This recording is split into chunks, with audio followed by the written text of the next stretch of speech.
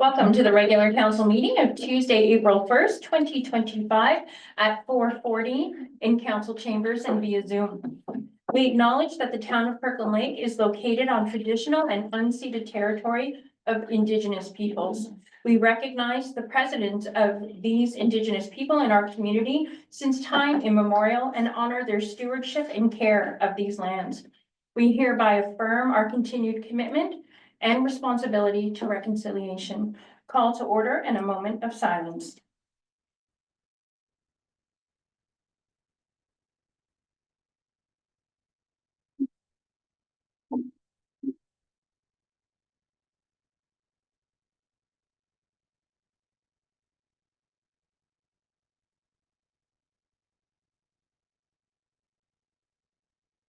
Item number 2, approval of the agenda. May I have a mover? Councillor Kylie, seconded by Councillor Owen. Be it resolved that the agenda for the regular meeting of council held on Tuesday, April 1st, 2025 be approved and circulated, and finding that section 33 of procedural bylaw 1575 as amended be lifted for matters noted under section 4 petitions and delegations only, to relax the rules on discussions between members and the public, and to also allow administration to openly participate in a discussion where required. All in favor? Opposed? None noted. Item carried unanimous. Item number 3, declaration of pecuniary interest. None noted at the table. Item number 4, petitions and delegations. May I have a mover? Councillor Chavez, seconded by Councillor Owen. Be it resolved that the delegation entitled District of Timiskaming Social Services and Administration Board Services and Program Delivery Update be received for information purposes. Thank you. We will now welcome Mark Stewart, Chief Administrative Officer, Steve Cox, Housing Service Manager, and Candace Danchak, Housing Service Supervisor, to speak today. Thank you all for coming. Thank you. Good evening, your worship, members of council and municipal staff. My name is Mark Stewart. I'm the Chief Administrative Officer for the District of Timiskaming Social Services Administration Board. Thank you for the invitation to provide you with an update on our housing services program. Joining me this evening is Steve Cox, our Housing Services Manager, and Candace Danchak, our Housing Services Supervisor. So at the DSAB, we know that housing is one of our most basic human needs. It's a foundation for a stable and thriving community. When people have access to safe, affordable, and appropriate housing, we see better outcomes across the board in health, education, employment, and community well-being. But we also know that challenges like availability, financial attainability, aging infrastructure, and the increasingly complex health and human services needs impact local services, emergency response, and community development. And as you all know, these are issues that no one level of government can solve on its own. So tonight, we're going to focus on the DSAB's role as a service system manager under the Ministry of Municipal Affairs and Housing, our role as a service provider, and an overview of our housing properties and the types of housing that we manage, some capital projects, and some initiatives around service improvement, tenant engagement, and homelessness prevention. We have a slide up. Didn't notice that. Oh, you want the slides up? Yeah, please stand.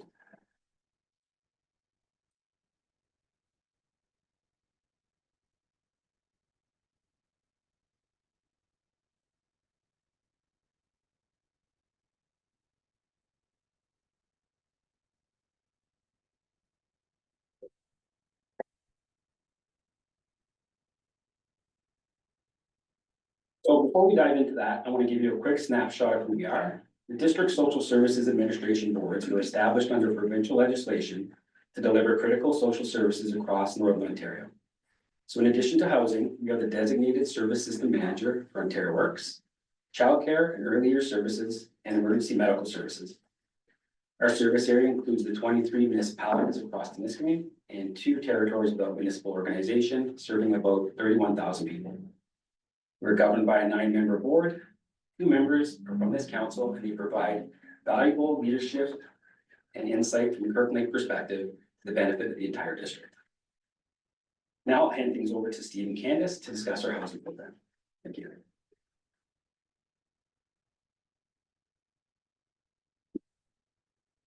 Good evening, council, and thank you for the invitation to speak with you tonight. I'm Steve Cox, the Housing Services Manager for the DSAB. And Candace Danchak, the Housing Services Supervisor. Throughout the district of Temiskaming, we own and operate and maintain 21 multi-residential buildings for a total of 602 units, 108 family units, plus 2 fourplexes. We also own and maintain Hope Haven, a 6-bed, all-male transitional facility here in Kirkland Lake, as well as Zach's Crib, a 12-pod emergency shelter in the city of Temiskaming Shores. As part of our housing application process, we maintain a centralized waiting list, which covers units we are responsible for, as well as 2 other housing providers within our district. We also provide supports and subsidies to 3 additional housing providers within our district and have long-term rent supplement agreements with multiple private landlords. We continue to explore other housing opportunities, both independently and with other community partners, in order to increase our housing portfolio and decrease the wait list times. So the next slide, please. Perfect. So we do have 3 different types of rent rates across our portfolio. So we have what's considered market rent. So this is the standard rent amount for a given type in a particular area. This is guided by the Canada Mortgage and Housing Corporation, with annual rent increases, which are determined by the annual rent increase guidelines set out by the province. We also offer affordable rent, so this would be 80% or less of the average market rent, which is determined by the Canadian Mortgage Housing Corporation. And then the majority of our portfolio, which is considered rent geared to income, or RGI, is subsidized housing, where rent is calculated as 30% of the household's monthly adjusted net income. And we get this off of the previous year's notice of tax assessment. So there's just a little example there. So a single mom with 2 children living in a 3-bedroom with a total yearly earnings of $16,500 on her 2023 tax assessment. So we take that rent or the total income, divide it by 12 months of the year times 30% for a total of $412 a month for her rent.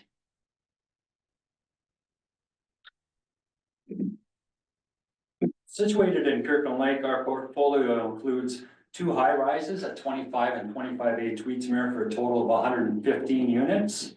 1 senior designated building on 65th Street for 40 additional units, and 1 multi-residential building at 42 Churchill that contains 32 units, plus a total of 82 family units split up between the Pollock units on Pollock Avenue, as well as scattered throughout Harding, Tweedsmuir, and other addresses within the town.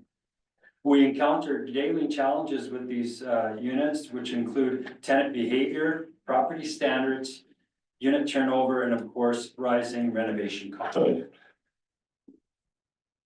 Next slide. So keeping the lines of communication open between tenants and housing staff can sometimes be challenging. So Kirkland Lake does have 3 of the largest buildings, which are located at 25A Tweedsmuir, as well as our designated seniors only building located at 65th Street. So understanding the needs of seniors, we do schedule seasonal meetings at 65th Street, which also have included sessions from community services such as community paramedicine, OPP, as well as fire services. We've also held tenant safety forums at our local Legion, and we do make ourselves available on a monthly basis in the common rooms at both 25 and 25A Tweedsmuir to have discussions with our tenants. Next slide. With our aging housing stock, it is very important to have a comprehensive capital improvements program. With the use of Asset Planner, a program that identifies when a building's component is nearing end of life, and regular weekly inspections, we developed this annual plan. Major capital components up for renewal within the town of Kirkland Lake buildings are the elevators at 25A Tweedsmuir and 65th Street, as these components are vital to the operating of these accessible buildings. We have just completed a modernization of the elevator car at 25 Tweedsmuir, costing us about $250,000. Also, under our plan, we have also completed replacing the entrance keying system of 25 and 25A Tweedsmuir with a fob system, which is gonna add to the security of the building and hopefully decrease some of the issues that we've been having in the building just due to the size and the number of tenants that reside there. Other capital improvements include, other larger capital improvements include plumbing and electrical upgrades, flooring repairs, as well as roof, door, and window replacements. At our multi-residential building, appliance replacements take place on a regular basis. This plan is also flexible, as often some projects have been deferred for when urgent emergencies arise. Next slide. So just a little, quick breakdown in terms of the landlord tenant board processes. So, essentially, when a complaint is received in the office, we would follow up with a letter to the tenant, and we then look to schedule inspections accordingly.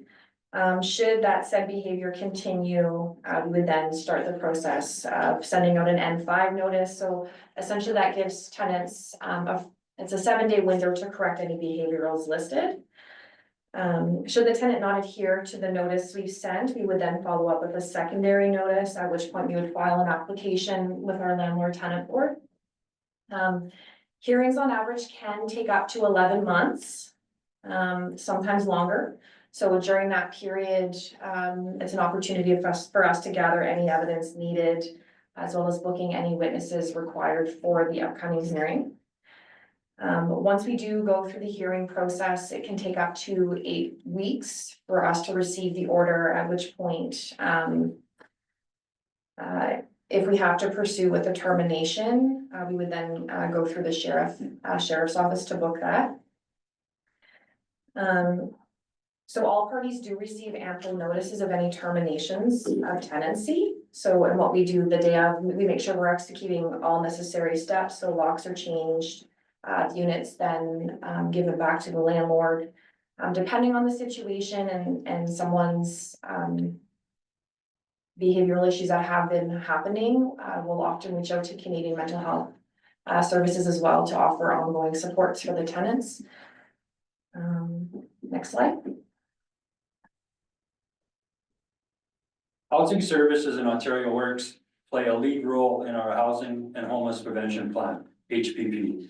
Through our outreach program, we provide support to individuals experiencing and/or facing homelessness. Funding is provided to eligible individuals to assist with rent and utility arrears and securing housing.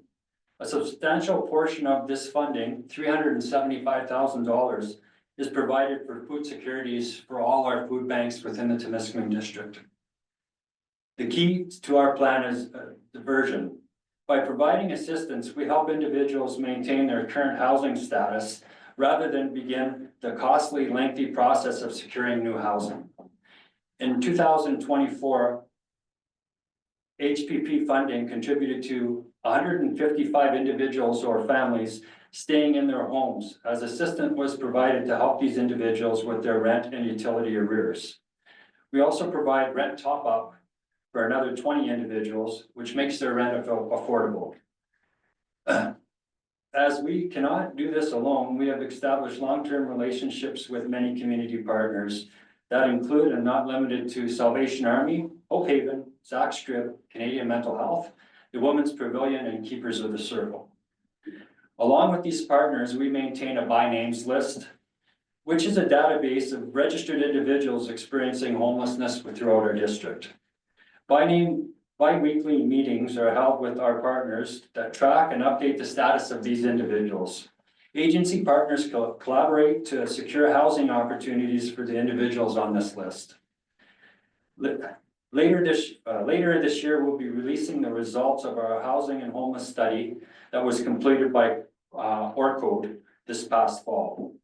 The study will provide the DSAB with the data and direction for the development of housing specific strategies, and that can be used for our local planning and also for our housing and homeless prevention plan, which will be completed for the Ministry of Affairs and Housing. Next slide. Housing continuum in Temiskaming. Often individuals require additional supports prior to transitioning into safe, affordable housing. With the assistance of our community partners, our district is fairly well equipped.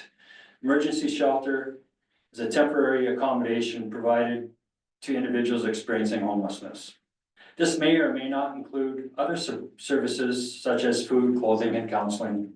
Supportive housing combined with on-site or mobile support services for individuals with complex needs, including mental health, addiction recovery, and physical disabilities. Housing with supports is independent, shared living with less intensive supports. Transitional housing, time-limited 6 months to 2 years housing with structured support systems to assist individuals in transitioning to permanent housing.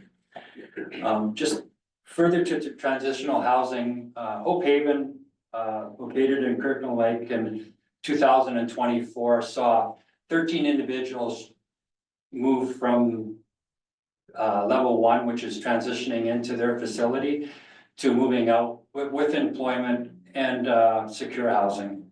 So we had 13 graduates from that program. So hats off to Rob Donaldson and the Salvation Army for that program, which operates within our community. Affordable and geared to income housing. Rent geared to income housing is subsidized 30% of the tenant's gross income. Affordable housing is 80% less of the market rate. For a district our size, we will be well set up to provide services for a variety of individuals with a variety of challenges to assist them in transitioning to permanent housing. We have the Women's Pavilion in Haileybury. We have a 12-pod emergency shelter, Zach's Crib in Oliskerd. We have Hope Haven in Kirkland Lake. We also have the new Northern Ontario Drug Treatment Center soon to open up in Kirkland Lake, as well as the DSAB is continuing to pursue additional transitional housing opportunities throughout the entire district.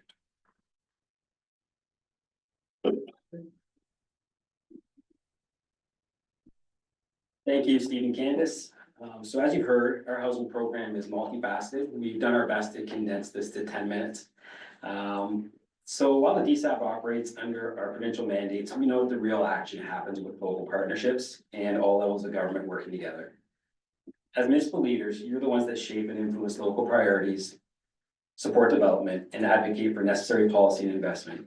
And as your DSAP, we're committed to providing practical, community-focused solutions that are both effective and demonstrate value for money. Thank you for your leadership and partnership, and on behalf of our board, I sincerely appreciate the time you give us today. Pardon me, thank you, sir. Any questions or comments? Councillor Kylie, and then Certainly, Councillor Your Shabbat. Worship. I'd like to congratulate you, Mark, on operating a finely tuned organization. Both Rick and I serve on that, the board, and, we're impressed, when we have any concerns, they're dealt with quickly and thoroughly, so, congratulations to all your staff. You're doing a great job. Thanks, I have an amazing team. Councillor Shabbat. Yeah. Thank you to you, Madam Chair. I'd like to echo that. Thank you very much, and you guys are doing a fantastic job.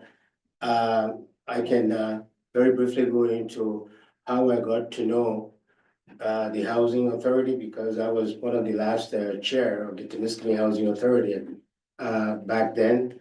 And it's very interesting to note that, surprising that those challenges back then, they're almost the same today. And then you add on top of that, the issue of substance abuse. So it's a lot of work. And I'm really very proud too, that, most of the staff, they call Kirkland Lake home, during the downloading, and everybody thought, okay, we're gonna lose this. Kirkland Lake is always very much afraid to lose something. But I'm really very happy that the core personnel there, they make Kirkland Lake their home. Thank you very much. You guys are doing a wonderful job. My question is, I know during my time on the Old Timiskaming Housing Authority has been arrears. One, so how is this still a problem? And my other second question is, how do you guys handle newcomers to the area, new Canadians or new students, you guys, how do you guys handle those? Thank you very much. Just two questions in one. Arrears first. So the arrears, I'll let Steve or Candace answer that. And for newcomers, Yes. we do work well with, the multicultural centers. Yeah. But given our program mandates, we do function formally through our housing services, so the application process, as well as the Ontario Works, which require eligibility criteria as well. Very good.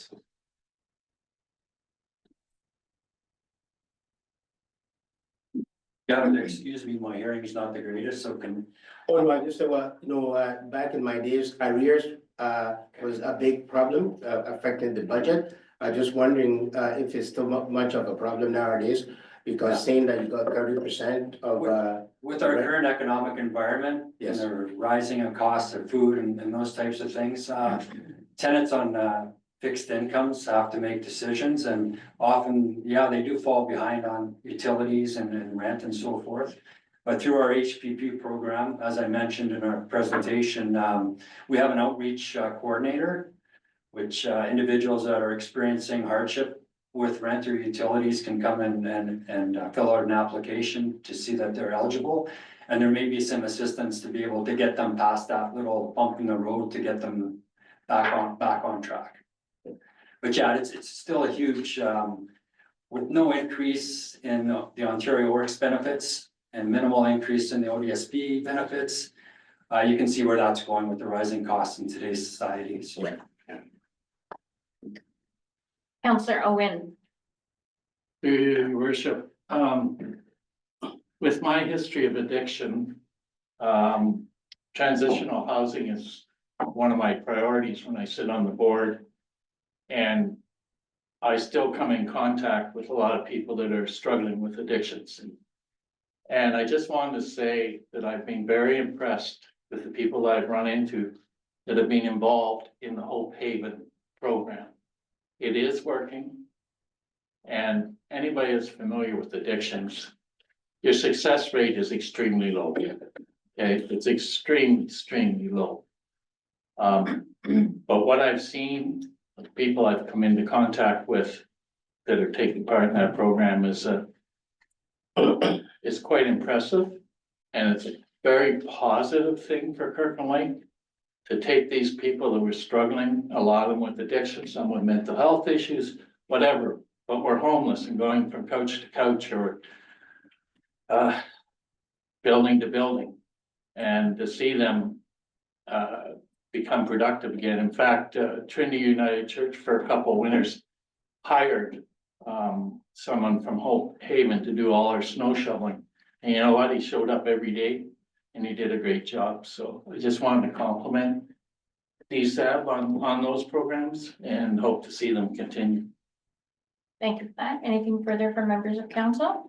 I just want to thank Mr. Stewart for his relationship with the community, with the municipality. Since you've come on board, you and I have had several conversations about varying topics. As we know, I am the only council member that has on-site relative information. So oftentimes, not only am I your biggest advocate, but I am also your biggest critic at times. And I honestly have to say, what you and your team do for our community members literally makes a difference in their lives. And I see it every week. And I've seen the difference. You know, your staff mentioned the elevator. I have to say that is like Christmas for those clients. It is all the talk of every person that I see. It is so incredible to see how that one item has positively affected so many of your residents. It is honestly and truly, I cannot press upon you how you guys literally make a difference in both of, you know, people with complex needs and our elderly. They appreciate the work you do for them, even though I know, like members of council, we often hear the complaints more than the kudos, but you definitely deserve the kudos. So thank you very much to you and your team. So thank you for that. Anything further from members of council? All in favor? Opposed? Thank you, sir. Have a great evening. Item carried. Item number 5, acceptance of minutes and recommendations. 5.1, council minutes. May I have a mover? Councillor Owens, seconded by Councillor Kylie. Be it resolved that council approve the minutes of the following meetings. Minutes of the public meeting held March 18th, 2025. Minutes of the regular meeting of council held March 18th, 2025. Excuse me. Minutes of the special meeting of council held March 25th, 2025. All in favor? Opposed? Item carried unanimous. Item 5.2, local and regional board minutes. May I have a mover? Councillor Shabba, seconded by Councillor Owen. Be it resolved that the council receive the minutes of the following meeting. Minutes of the District of Timiskaming Social Services Administration Board of Directors held February 19th, 2025. All in favor? Opposed? None noted. Item carried unanimous. Item number 6, reports of municipal officers and communications. 6.1, deeming bylaw application for lots 840 to 844, registered plan M-13T17, moved by Councillor Owen, seconded by Councillor Kylie. Thank you. Be it resolved that report number 2025 DUV 8 entitled deeming bylaw application for lots 840 to 844 of registered plan M1317 be received, and that council enacted the deeming bylaw pursuant to section 50 subsection 54 of the Planning Act, so as to deem lots 850 to 844 registered plan M137T as not being registered lots within a plan of subdivision. And finally, the council authorized the deeming bylaw be given 3 readings on April 15th, 2025. Thank you. And we're going to welcome Jenna McNaughton, Planning Administrator. Thank you so much for presenting. Thank you, Madam Mayor. Through you to council, the report that we have before you is for a deeming bylaw. So the owners of 148 Poplar Avenue, they have 5 parcels of land, and what they're looking at doing is actually doing a severance on the property. It seems a little confusing at first, but when we consulted with the planners over at J.L. Richards, they recommended that we do a deeming bylaw first so that it would merge all of the properties into one, and then we would sever it from there. So the property right now has 1 dwelling with an accessory garage along with a commercial garage. The commercial garage has been used this way for many, many years, so it has a legal non-complying use or non-conforming use. Since it was as that way since before the passing of the zoning bylaw. So we're just looking at having this deeming bylaw passed, and then once this is registered on title and the lots are merged, the applicant will be proceeding with a severance application to separate the garage, the commercial garage from the residential portion. Thank you. Any questions or comments from members of council on this deeming bylaw? None noted. All in favor? Opposed? None noted. Item carried unanimous. Thank you very much. Item number 7, consideration of notices of motion. 7.2, moved by Councillor Rick Owens, seconded by Councillor Casey Owens. Request to use Kirkland Lake Curtain by Museum of Northern History. Madam Clerk. Whereas the Museum of Northern History has an important role in preserving and celebrating the history of Kirkland Lake. And whereas the Museum of Northern History provides space to display the work of local artists, as well as those from outside the local community. And whereas the Museum of Northern History hosts numerous activities for residents and tourists. And whereas the Corporation of the Town of Kirkland Lake is owner of the copyright to the Town of Kirkland Lake tartan. And whereas the tartan was registered with the Scottish Tartan Registry as the official tartan of the Town of Kirkland Lake. And whereas the Museum of Northern History is operated by a not-for-profit organization that needs to raise money to maintain its operations. Now therefore be it resolved that the Museum of Northern History Auxiliary be given permission to use the Kirkland Lake tartan for promotion and fundraising activities. Thank you, ma'am. Councillor Owen, as mover, you may speak first. Yeah, through you, your worship. This is really, I consider just a housekeeping thing. We divested ourselves of the museum, but we still own copyright. It's a no-brainer to allow the museum people to use it. Thank you. Thank you. Councillor Owens. Anything from fellow members of council on this item? Nothing noted. All in favor? Opposed? Item carried unanimous. Item number 7.3, again, Councillor Rick Owen, displaying of American flags at town-owned building facilities, seconded by Councillor Casey Owens as well. Madam Clerk? Whereas the President of the United States of America threatened to annex Canada and make it America's 51st state, and whereas the former Prime Minister of Canada was referred to as governor by the President of the United States, and whereas the United States has imposed high tariffs on Canadian products despite there being the Canadian-US-Mexico agreement, which is CUSMA, in place. And whereas the uncertainty of threatened tariffs has already hurt the Ontario and Canadian economies. And whereas Canada is a sovereign nation with a peaceful history of self-governance dating to its confederation in 1867. And whereas several Ontario municipalities such as the city of Mississauga, city of Barrie, town of Midland, and township of West Lincoln no longer fly the American flag on their municipal properties. Now therefore be it resolved that council direct that the corporation of the town of Kirkland Lake remove from display the American flag on any of its municipally owned properties. And finally, that council direct that pole banner flags displaying the Canadian flag be displayed on the street poles located within Schedule A of the town's pole banner program policy. Councillor Owen, you may proceed. Yes, through you, your worship. If nothing else, I'm a very proud Canadian. And I would live in a snowbank before I would allow this country to be annexed by another country.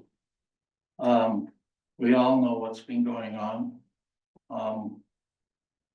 And it's mind-boggling. That our closest neighbor and biggest trading partner would treat us like this. And it's an insult, I feel, to Canada. It's an insult to Canadians. And that's why I don't want to see the American flag flown or displayed on any municipally owned buildings. It's a small form of protest, but it's about all we can do at the municipal level to show our disdain with what the Americans, or with what the President of the United States, whose name was left out of this motion on purpose and whose name I will not mention tonight, has done to Canada. And finally, the pole banner flags, that came from a resident who approached Mayor White about that. It's something I hadn't thought of, but it's certainly another way of showing our Canadian pride and that we stand for a free democratic society. So that's what the motion's about. Thank you for that, Councillor Owens. Thank you. Anything further from members of Councillor Shattuck? Yeah, to you, Madam Chair, I applaud Councillor Owen for coming up with this motion. I think we all share the same sentiment about what's happening to the two nations. You're quite right. A lot of us will not feel at ease to have President Trump as our king. So this is really very timely.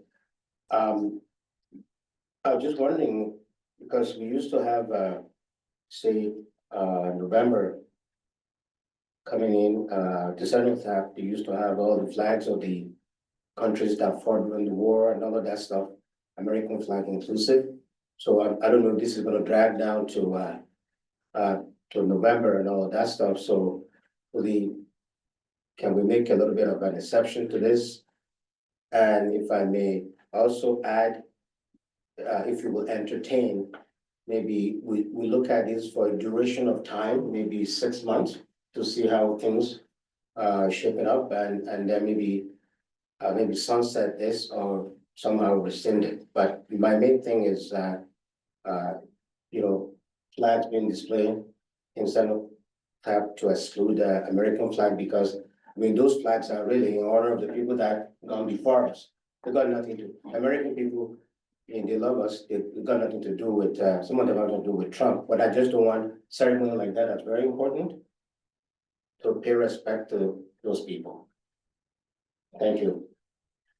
Councillor Owen? Yes, through you, your worship. I believe our banner policy covers that if a request is made, that the banners could be changed. So that's one reason.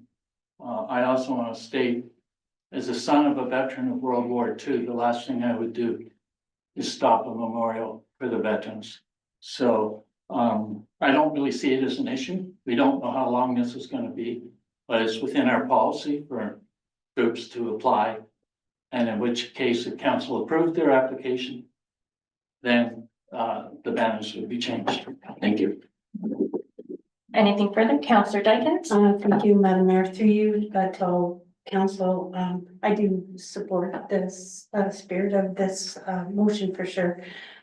Just a slight concern, I guess, is they've been our closest ally for 158 years. Can we, not necessarily a timeline, but if the rhetoric and the tariffs and that all change, can we just say, okay, at that point, we revert back? Or I just don't want it to go on unending, I guess is, that's it.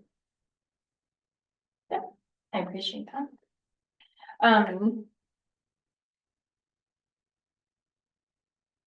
That is a valid point. I don't know if Councillor Owen wants to make any change, or should we just leave it that council can at any time, again, motion to have it changed at any time, right? Whether it's our next meeting or 6 months from now, we can re-motion to have all this changed. Yeah, Yes. yeah. So, Councillor for Dykens? clarity, Madam Mayor, do we need, to have that in the motion that at any time we can review it in? Okay, For this, I am going to ask Madam Clerk to speak on how soon we can rescind this if necessary. Or change it. Through you, Madam Mayor, full council, it behooves council to change, to bring a notice at the next meeting. The earliest it would be able to be changed would be May 6th. You need a 1 meeting lead for your notice and then your, for your consideration of your language. Councillor Dykens? through you, Madam Mayor, collectively, let's just not forget. That is a valid point. Thank you. Thank you. Just for my part, I do want to mention the name of the individual that approached me with this. It was Raymond Leach that approached me with this on March 22nd. And oddly enough, this past weekend, another member, Sherry Panagapka, also suggested the same to put the Canadian flags up. So I do appreciate both those individuals. And I just want to say, though we're a small community compared to the other 444 municipalities, as a former union member and a union member that had gone on strike, I know all too well how important these small acts of solidarities mean when presented in a unified manner. And on this scale, in this case, we join many municipalities across the province and indeed across our country that are doing the same to show our solidarity for our sovereign nation. This is in response to a call that our own premier made to all 444 municipalities to show solidarity when and how we can. Personally, I feel like the act of removing the American flag from our facilities is a direct result and actions and desires of one man, his cohorts, and his enablers. We recognize many community members, myself including, have very close ties with members of the American family. You know, we have personal ties. My family members live in the United States. This is not an act against community members of the United States of America. This is an act directly for one individual's, his enablers, and his cohorts. So I think that's very important to state time and time again. At this time, I feel like it's the utmost importance to show our strength, our unity as a sovereign nation. And again, thank you to Councillor Owen and Councillor Owens for having the strength to bring this forward. Anything further from members of council? Yeah, Councillor Owen.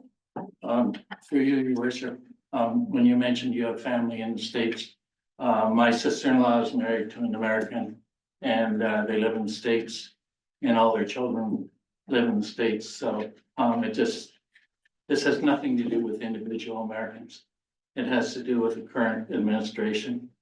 And that's the end of it. We welcome Americans. We want Americans to come here and enjoy our community winter and summer. So what you said is very relevant. Thank you. Thank you. All in favor? Opposed? None noted. Item carried unanimous. At this time, I'm going to ask Acting Mayor Casey Owens to chair this portion of the meeting, so I may speak, and he will chair from his position. Thank you, sir. Quite comfortable down here, Madam Mayor. Item 7.4, Mayor Stacy White requesting support from the Office of the Solicitor General for the Kirkland Lake OPP Detachment Board. Moved by Mayor Stacy White, seconded by Councilor Rick Owen. Whereas the Office of the Solicitor General notified the former Kirkland Lake Youth Services Board that on April 1st, 2024, the Community Safety and Policing Act 2019, the CSPA, would come into effect, and that all new OPP detachment boards were expected to be ready to comply with the CSPA and its regulations on that date. Whereas the new OPP detachment board includes council representatives from Beaver House First Nation, the townships of Larder Lake, Roadsay, McGarry, and the municipality of Matachewan, and the town of Kirkland Lake, which positions have all been formally appointed. And whereas there remain 2 vacancies for community representatives and 2 vacancies for provincial representatives, ministry appointments on the new OPP detachment board. And whereas a report from the town of Kirkland Lake presented on February 20th, 2024, noted an executive decision was made to remove the responsibility of the town of Kirkland Lake municipal clerk as the former board secretary, and further that the new OPP detachment board would be responsible to fill the vacancy of the position of secretary. And whereas as per a meeting held on January 31st, 2024, between administrative representatives of the new detachment boards consortium and the regionally assigned police services advisor from the Office of the Solicitor General, a working group led by the police services advisor was to be conducted with appointed members during the transition to the new detachment board, in keeping with the CSPA and its regulations, and ensuring that milestones were met in terms of the CSPA's responsibilities and requirements. And whereas there has been no substantive movement by representatives from the Office of the Solicitor General to assist the new OPP detachment board to meet its requirements of the CSPA. And whereas attempts were made by an appointed Kirkland Lake Council representative to hold said meeting, however, members of the new OPP detachment board have not completed the required training, and singular representatives do not have the authority to provide direction to other members regarding completion of requirements. And whereas a draft letter was circulated to the consortium of the new OPP detachment board to be forwarded to the Office of the Solicitor General, requesting assistance for the new board to come into compliance with the CSPA, which the Township of Larder Lakes Council has resolved to seek this assistance. Now therefore be it resolved that Council of the Corporation of the Town of Kirkland Lake resolved to support the request from the appointed member of the OPP detachment board and their request for support from the Office of the Solicitor General is attached, and find that a copy of this motion be forwarded to Beaver House First Nation, the townships of Larder Lake, Roadsay, Kerry, municipality of Matachewan, the Office of the Solicitor General, and members of provincial parliament, MPP, for Timiskaming, Cochrane, John Beckwith. Thank you, Madam Mayor, do you have anything to add? Thank you. So great detail was put in that motion of the background, what brought us to this point. So kind of the Reader's Digest version of it is we were supposed to be up and running April 1st and of 2024. And now it is almost, well, it's April 1st, 2025, and we have yet to meet. Even though I had attempted to take the lead on this, I have no authority over the other members on this board. I don't know if they've completed training or not, unless I'm looped in on that by our police services, Tom Gervais. Unless he loops me in on who and who is not trained, I have no idea, because I have no authority in this. It's become kind of frustrating to me because we do want to be in compliance. However, it is not up to individual municipalities to get this up and running. We do not have submission training in this, to spearhead developing an OPP detachment board. At least I know I don't. So a letter was circulated to all members, appointed members. And so far, one municipality has supported that. And so what I'm asking today is also for our municipality to support a letter be brought forth to the Solicitor General's office to ask for assistance to get this board up and running. Council, Go ahead. Thank you, Madam Mayor. seconded, yeah. Councillor Owen, since you're the seconder on this one, you have to speak to it. Second. Yes, through you, acting mayor. I don't know the mandate of the new police services board. But I do know that under the old system, one of the things that the police services board provided the public was statistics on crime. And from that, the public could see if there were trends, if there were certain types of crimes happening in certain types of neighborhood. Assuming that that is part of the mandate for the new board, that's something that I consider very valuable that we're missing by not having an active board. It also prevents us from having input into the board because the board's not there. Previously, we had, under the old system, we had 2 representatives and we had direct input in terms of our concerns. That's not available to us right now. And so as a counselor, that makes me a little concerned. And I think also for the police, it should also cause them concern because they're not getting that input from council. So I think we have to do something. Thank you. Councillor Owen. Kylie. Yeah, I was looking at that name tag when I said it. Councillor Kylie. So right now, through you, acting mayor, right now, we don't have any representation on the board, is that correct? Mayor Owen. Through you, acting chair, there is no board as of right now. So there is no input. Have we talked to the 2 civilian members about this? Through you, acting mayor Owens, there is no civilian members Appointed, yeah. at this time. Because there is no board. Yeah. The only, through you, acting chair, the only individuals that I've spoken about this is the council appointed members and members of Beaver House, Detachment Commander Ron Belpe and Tom Gervais.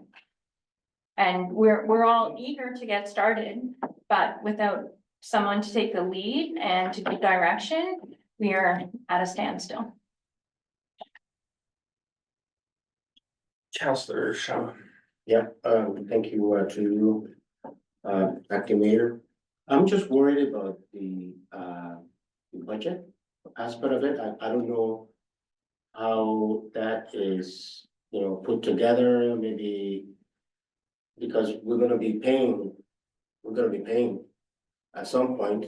So I know you guys are not meeting and you probably won't have an idea of how much is coming to us as a municipality or other municipality, how much is coming to them.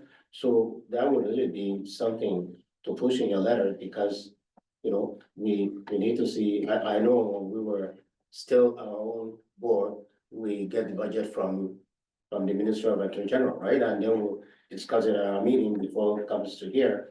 But now there's no board, a constituted board, so which means that very relevant information will not be coming to you as a board to look at until it comes to our council. So that's a big worry for me. Yeah, it's a good point, but correct me if I'm wrong, and maybe the clerk can respond to this one. Budget items wouldn't come down from a local, that's the province sends us a bill and that's it, we don't That's have. it doesn't go to your board, no? Oh, Madam Clerk. Yeah, certainly, acting there, to all council. There's no change with the billing for the OPP. Oh, okay. The only outstanding matter in terms of budgeting now would be whatever the costs associated for the board to operate and the apportionment to the town of Kirkland Lake of that cost. Okay. That is the outstanding thing. Thank you for the clarification. Anything to add to this matter, members of council? Through you, your worship. Doesn't seem like this resolution has much bite to it.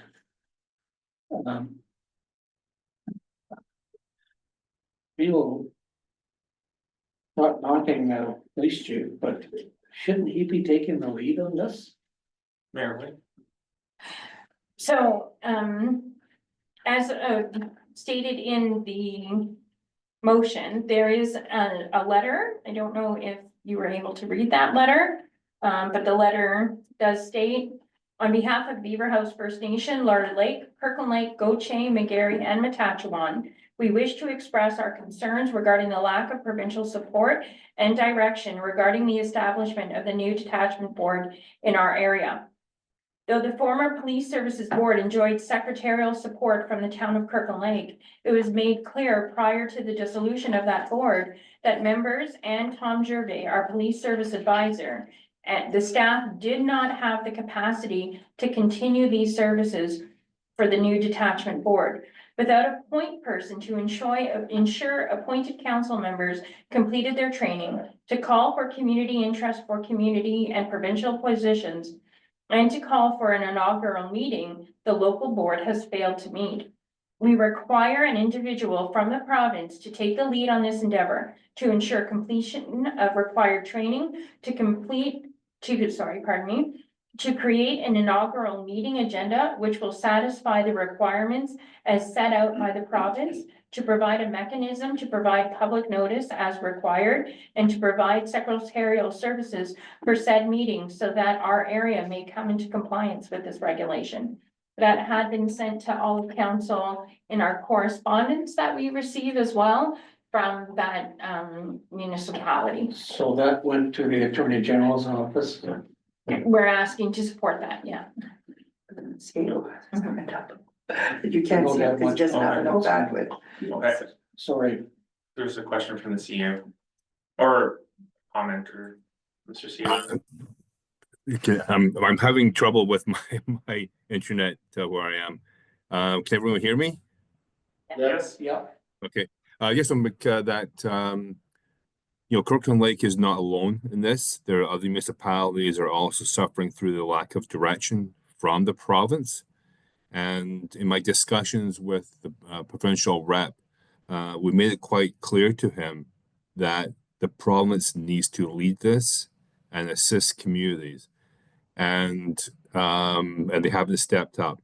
Again, Kirkland Lake is not the only one that is having a great deal of difficulty with this. Thank you.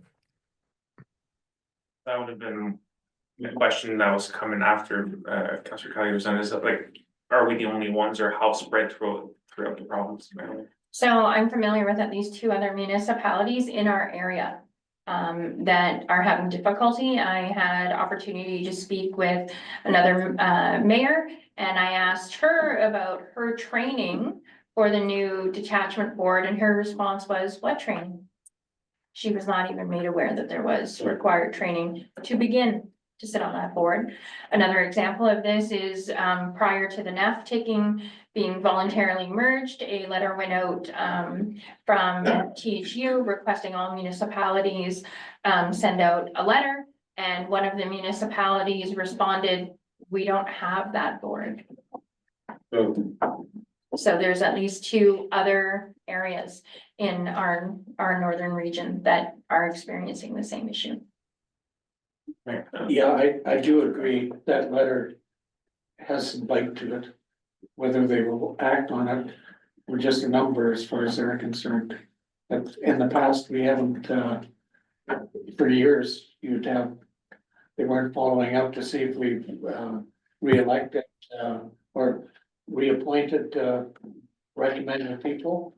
We always thought we appointed them, that was not the case, it's appointed by the Attorney General's office. So there's certainly been a lack of communication coming from them. So hopefully this gets things rolling. Yeah, to you, acting mayor. So I wish that, I'm hoping that this letter will trigger something to get the ball rolling. In the event that it does not, so is there a discussion of plan B? Maybe have an audience with the Attorney General himself later on down the road, you know, or maybe have delegation to kind of really push this issue on to the central stage. Mayor, what, So I spoke to Solicitor General Michael Kersner about this issue the last time I had gone to conference. And at that time, his assistant told me, oh, but this is the first time I've heard of anybody having issues.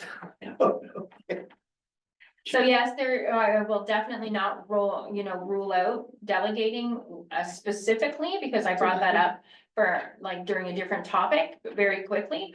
But I will not rule out delegating, absolutely. Thank you. if there's any more questions, I'll call for it. All in favor?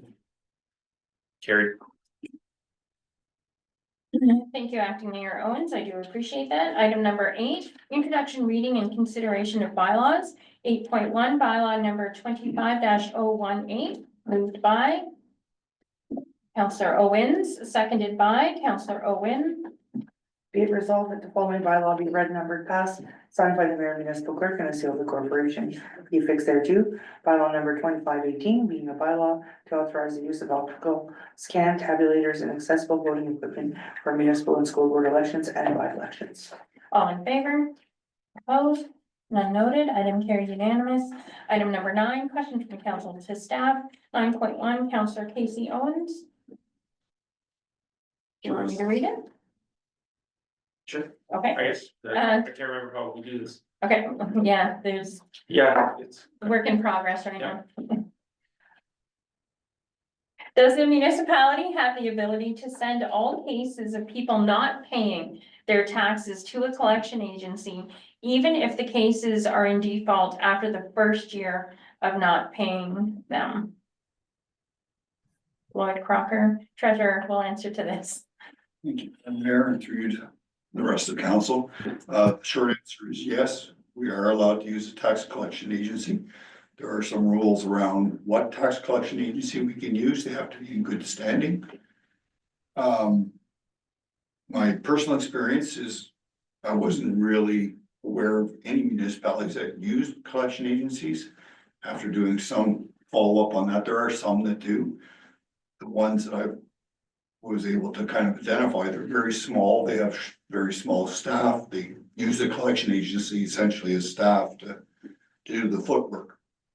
I did look up some bylaws, some collection bylaws, just to make sure I wasn't coming here unprepared.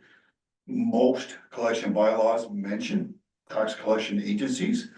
Most of them don't actually include them in their process though. They talk about being able to use them, but their process kind of bypasses the middle ground where tax collection agencies would seem to sit, which is after you send out your notices, your late notices and your warnings. The process seems to fit right about there where you'd have the tax collection agency engaged. They of course have a fee and they of course have a model of collecting, which, you know, it would entirely be up to council whether or not we want to entertain that idea. The fee is recoverable from the tax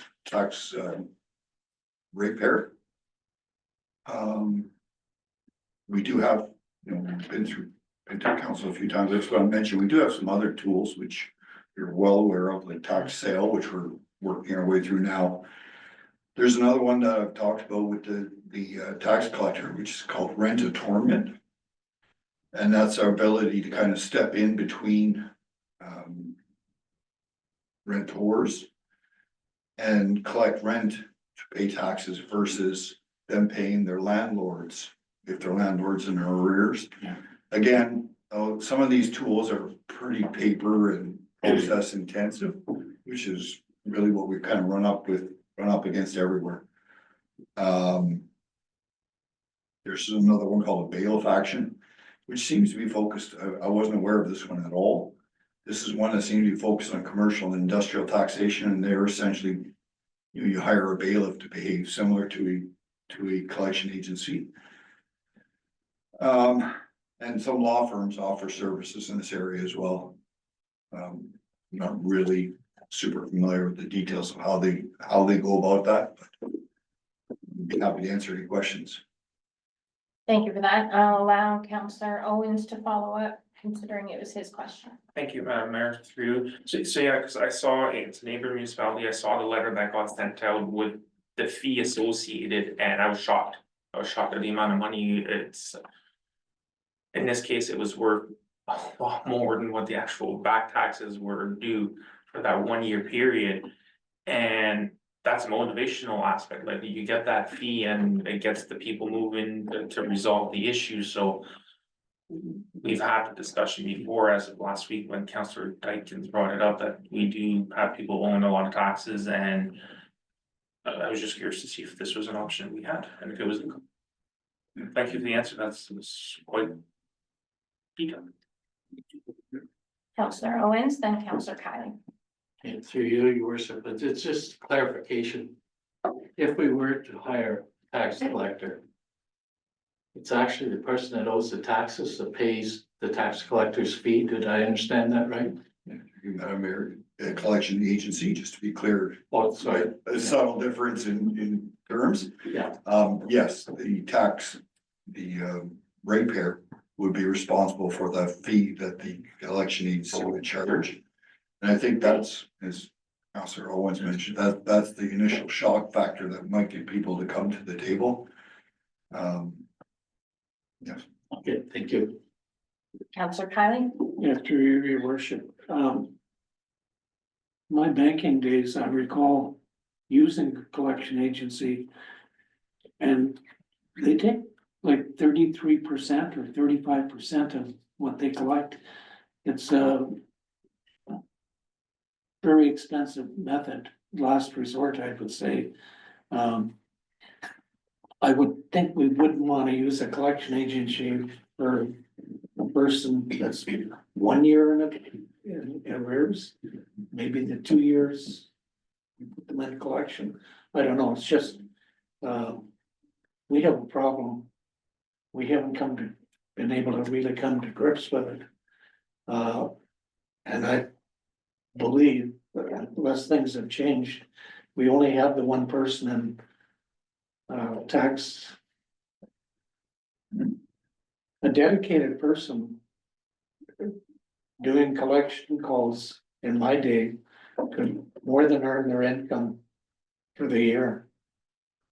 I really think even it's something we have to look at, not necessarily looking at new staff, but somehow we've got to come to grips with it. And I think we're just kicking the can down the road. I mean, we're doing a decent job with what they got to work with, but I think we need some help. Through you, Madam Mayor. So in the budget process earlier in the year, I came before you to talk about the realignment we were doing within Treasury and the change of an intern position to a full-time position. So we will have a second person who's, the vast majority of their time is going to be dedicated to tax collection going forward beyond our normal tax collector. She's already taking training now to develop some of the knowledge and skills to go with the already existing skills that she has. The process, I think what we'll see, you've heard me mention tax sale several times. It's been very slow and painful. But it's coming, you'll see it before the end of the summer, you'll see some of it. And I think that'll be somewhat helpful in kind of letting some of the more delinquent accounts understand that their properties are at risk. We're no longer just going to pick and poke a little bit here and there. We're going to be doing big groups. We already have 2 very large groups coming this year. And that's the approach we're going to take. So between the extra emphasis we'll be able to put with the dedicated staff. And the tax sales becoming fully public. The idea that they can go around and look and see the properties that are at risk, that we're gonna take those properties back if we don't get some kind of a tax payment in the short term. I think we're gonna see a big improvement, you know, but it's not a fast process. It, you know, phoning people and saying you wanna collect something is just the start of it. It takes a while for, you know, the people who delay a great deal, who get well out past 1 year, 2 years, even 3 years. They're pretty immune to phone calls. And, you know, again, we have the ultimate hammer in the tax sale process. We can take the property. And, I think that's the message they're gonna hear, they're gonna see. They've been hearing it, they haven't seen it yet, but they're gonna see it. And, you know, so the new person's gonna be owning and writing letters, reminding them that your property is more than 2 years, that's the trigger point for a tax sale. And you're on our list. And, you know, if we don't hear from you, then we're gonna progress that. So I think things will improve, but it's not, it doesn't turn around in a couple of months. It's been there for essentially decades, or probably. And we're gonna have to, you know, we've got a bit of a headwind to fight to get back to the idea that municipal taxes are not the last creditor on your list. If you wanna keep your property, they're the first creditor on your list. Thank you, Thank you. Councillor Owen. Yes, through you, your worship. I just want to remind people, especially the public, that we are trying to collect those back taxes. But adding a second person is a step in the right direction, but it's not a magic bullet. When that department had 2 people in it, there was still a sizable tax arrears. So I don't want people to think that all of a sudden we're gonna snap our fingers and all the money that's owed the town's gonna come in. No, that's not how it's gonna work. But we are, as a council, we have made this a priority. And staff is taking steps that hopefully will see results in the next couple of, I say next couple of years. Thank you. Debating whether or not to speak on this issue. I think that we have to focus on the fact that these are individual property owners that are causing the issue. This issue does not begin in these walls. Staff do what they are required to send out bills on a regular basis, and it is up to every single property owner in our municipality to contribute for the overall good of our community by paying their taxes. I know myself that there is extenuating circumstances, and I am not meant to address people that are in dire needs, because I know that there are many. I'm speaking directly to the individuals that have all the abilities to pay their taxes due to our community, yet choose not to. I think those individuals are doing a disservice to their neighbors, their families, and their friends by not paying these bills. The responsibility for tax arrears does not lay at our staff feet or council's feet. It falls directly at the feet of the people that willfully choose, not because of poor circumstances, but willfully choose to not pay their taxes and contribute in that way to the running of our community. With that being said, I'll have Madam Clerk read the. Oh, thank you. First, I'll have a mover and a seconder. Councillor Owen, Councillor Kylie. Be it resolved that council receive the response from administration with a noted question for information. Thank you. All in favor? Opposed? And noted item carried unanimously. Thank you, sir. Item number 10, notices of motion. I have 3. Item number 1, the creation of a Town of Kirkland Lake Award, Citizen Award Program. Item number 2, Council sanction of mayoral meeting program.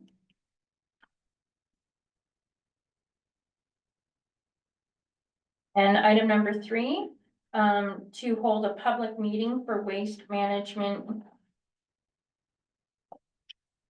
service, service what? Thank you, service levels, my own writing and I wasn't able to read it. Item number 3 is public meeting for waste management service levels.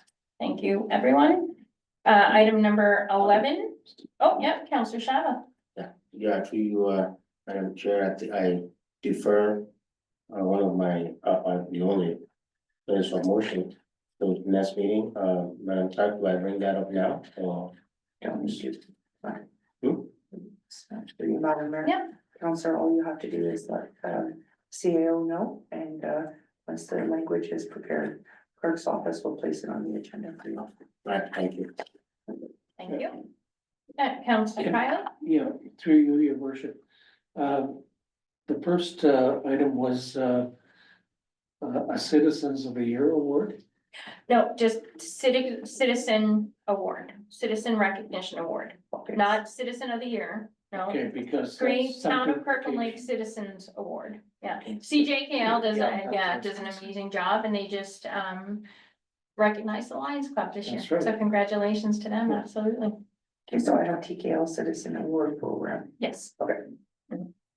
Okay, item number 11, Councilor's report and Councillor Owens. Thank you, Madam Mayor, through you. I've got 2 on it. First one, I want to congratulate staff or the road staff for their above and beyond work on this last storm. When I saw the amounts that was forecasting at one point went up to 75 centimeters, I was thinking of Bracebridge, how they dealt with it back then, and they were lucky that they had no snow on the ground and no snow banks clogging part of the streets already. And thank God we didn't get as much as what was forecasted, but they still went above and beyond to be able to get our streets cleaned as best as they could.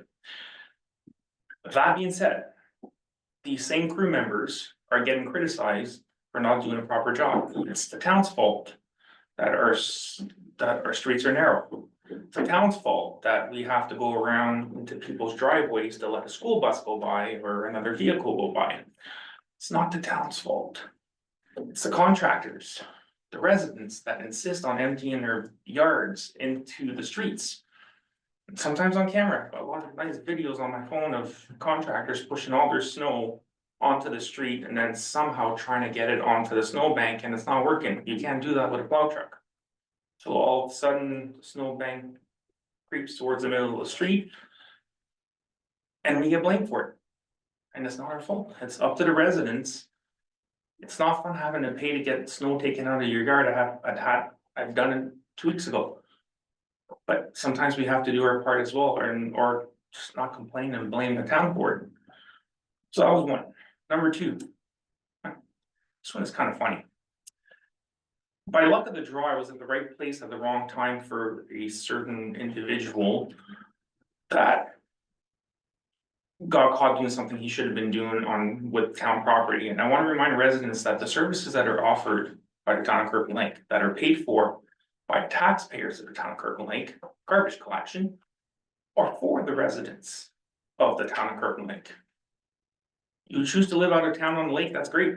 But I would love to have a lake in my backyard. Hopefully, we don't have one on Thursday. But I don't have that privilege, but I do pay taxes to have my garbage collected and I enjoy that service and that's the service I pay for.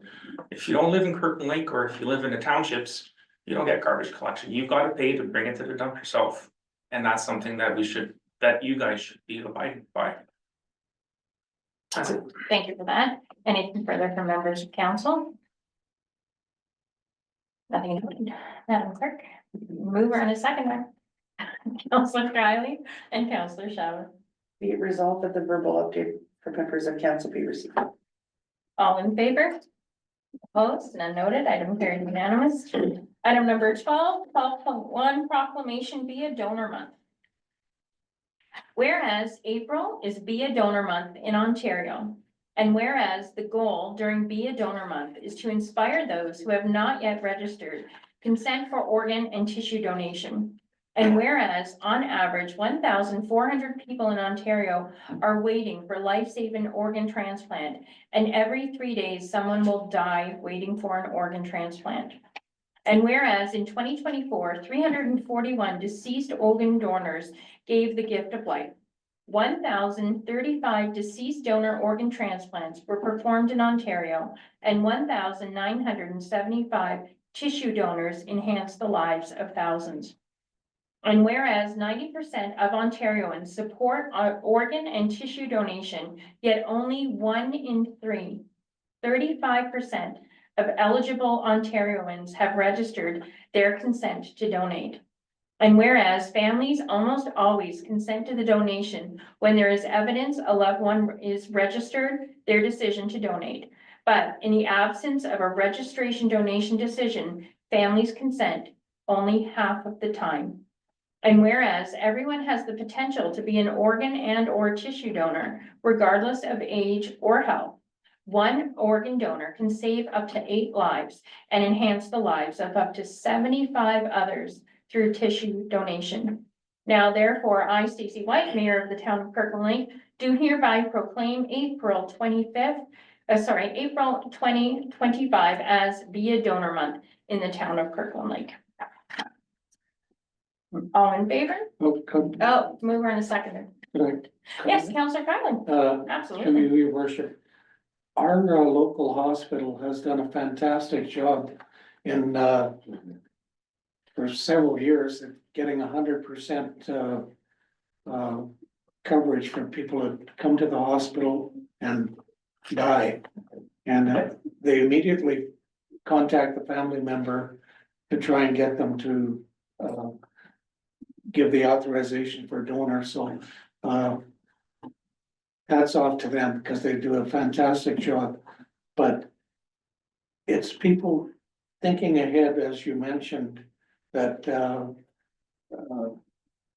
that can give, not today, but down the road, makes a huge difference. Thank you. Thank you for that addition, sir. Any further from members of council? Any from mover? Councillor Owen and Councillor Chavez second. Be it resolved that council sanction a proclamation for Be a Donor Month, April 2025 in the Town of Kirkland. All in favor? Opposed? None noted. Item carried unanimous. Item number 12.2, this is just for additional information. It is Understanding Ontario Public Libraries Act. I do encourage all members of council to read it and all members of the public as well. Moved by Councillor Owen, seconded by Councillor Owen. Be it resolved that council received the publication entitled Understanding Ontario's Public Libraries Act for information. All in favor? Opposed? None noted. Item also carried unanimous. We'll have a 10-minute recess before moving into closed.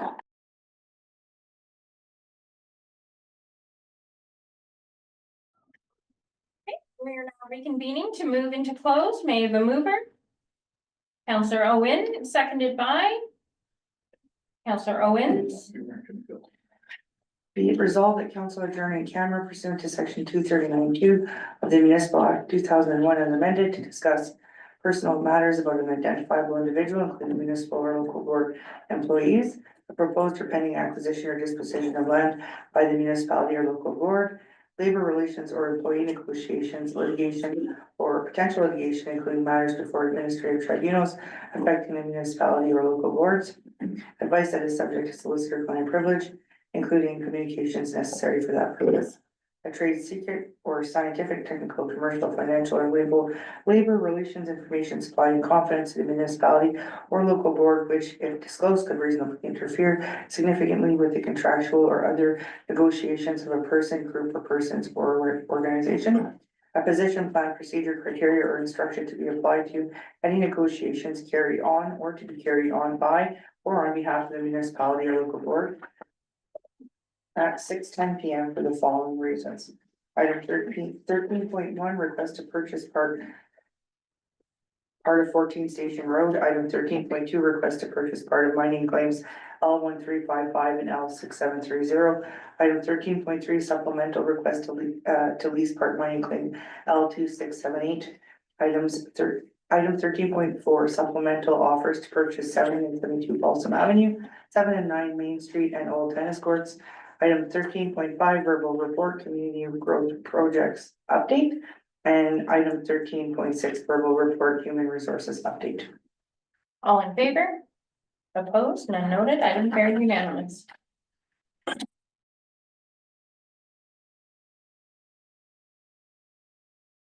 We shall now read from in camera. Can I have a mover? Casey Owens, seconded by Councillor Kylie. Be it resolved that council reconvene in open session at 8:32 p.m. All in favor? Opposed? None noted. Any items of pecuniary interest rising from in camera? None. Item number 14, matters from closed session. 14.1, request to purchase part of 14 Station Road South. May I have a mover? Councillor Shava, seconded by Councillor Owens. Be it resolved that report number 2025 GBV 9 entitled request to purchase part of 14 Station Road South Crema be received, and that council approve the sale of land for part of 14 Station Road South to Kevin and Beth Crema in a sum of $4,000.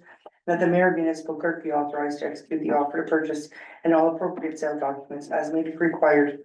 And that council authorize the completion of a survey to identify the encroachment of 16 Station Road South on the adjacent municipal lands at 14 Station Road South.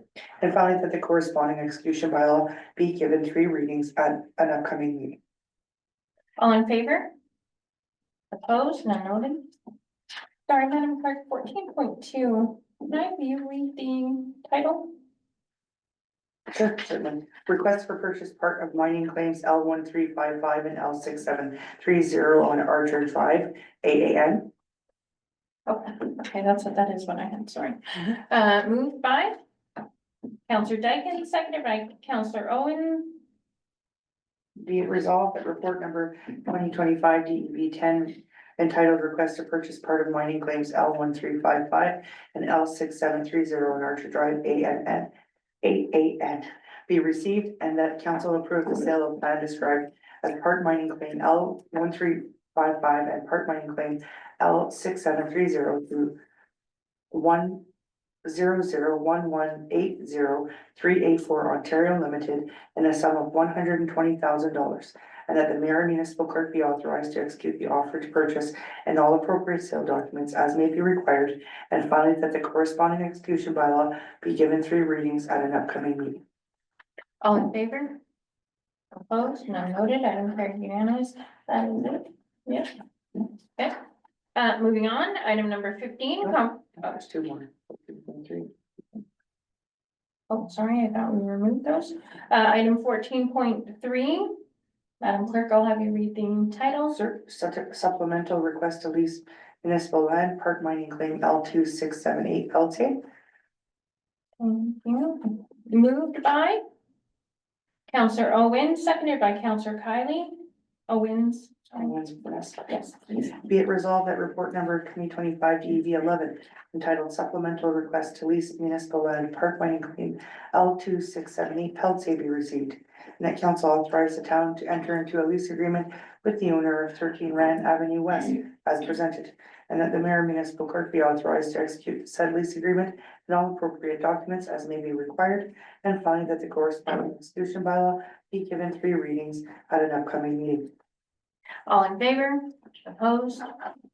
None noted. Item carried unanimous. Item 14.4, again, I'll have the clerk read the title. Supplemental proposed request for offer on various municipal surplus lands.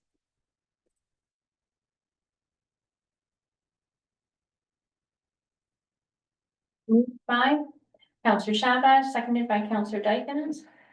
Be it resolved that report number 2025 DEV 12 entitled supplemental proposed request for offer on various municipal surplus lands be received. Excuse me a moment. And that council approve the sale of land municipally addressed at 70 Balsam Avenue to Channy Pond in a sum of $13,394.50. And the council approved the sale of land municipally addressed as 72 Balsam Avenue to Channy Pond in a sum of $13,394.50. And the council approved the sale of land municipally addressed as 7 and 9 Main Street to Scott Colette, Jonathan Byer, and Vincent Perron in a sum of $11,820. And that the mayor and municipal clerk be authorized to execute the offers to purchase and all appropriate sale documents as may be required. And finally, that the corresponding execution bylaws be given 3 readings at upcoming meetings. All in favor? Opposed? Item carried. Item number. Sorry, 25. yeah, 14.5.